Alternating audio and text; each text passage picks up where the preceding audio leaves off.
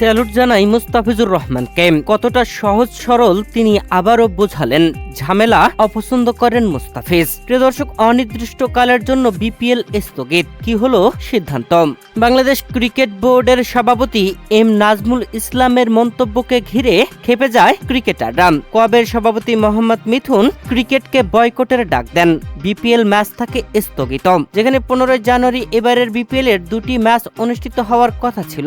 প্রথম ম্যাচে রাজশাহী ওয়ারিয়র্স ও সিলেট টাইটান্স মোকাবেলা করত, আর দ্বিতীয় ম্যাচে চট্টগ্রাম রয়্যালস ও নোয়াখালী এক্সপ্রেস। তবে এর একদিন আগে বিসিবির পরিচালক নাজমুল ইসলামের একটি মন্তব্যকে ঘিরে ক্ষেপে যায় ক্রিকেটাররা। এর আগে তামিম ইকবালকে ভারতীয় দালাল বলেছিলেন তিনি, তা নিয়েও ক্ষেপেছিল। তবে এরপর আরো একটি মন্তব্যকে ঘিরে কোয়াব সভাপতি মোহাম্মদ মিথুন বয়কটের ডাক দেন, যেখানে খেলোয়াড়রা খেলতে আসবে না এর সমাধান না হলে, এমনটাই জানান মোহাম্মদ মিথুন। তা ঘিরে বিপিএল এর ম্যাচে মাঠে আসেনি খেলোয়াড়রা। এরপরে সংবাদ সম্মেলনে হাজির হয় ক্রিকেটাররা, আর সেই সংবাদ সম্মেলনে কোয়াবের সভাপতি মোহাম্মদ মিথুন চেয়ারে বসেছিলেন। আশেপাশে আরো বেশ কয়েকজন ক্রিকেটার ছিল, তবে মুস্তাফিজুর রহমান ছিলেন ক্যামেরার বাইরে।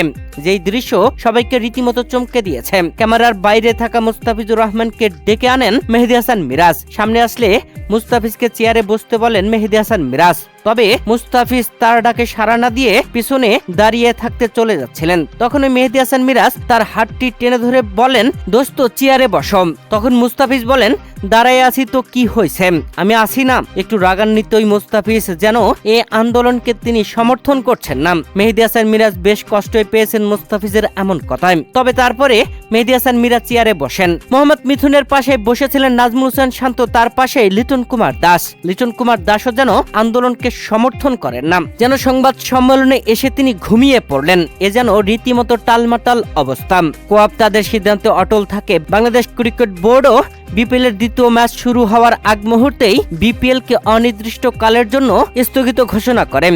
এরপরে নিজেদের ভুল বুঝতে পারে ক্রিকেটাররা। কোয়াবের সভাপতি মোহাম্মদ মিথুন আবারও বিবৃতি দেন। এই বিবৃতিতে প্রকাশ্যে ক্ষমা চাইতে বলা হয়েছে বিসিবি পরিচালক এম নাজমুল ইসলামকে। তবে কোয়াবের এমন আবেদনে সরাসরি না বলেছে বিসিবি। তবে আজ রাতেই বৈঠকে চূড়ান্ত সিদ্ধান্ত হবে বিপিএল অনুষ্ঠিত হবে কি হবে না।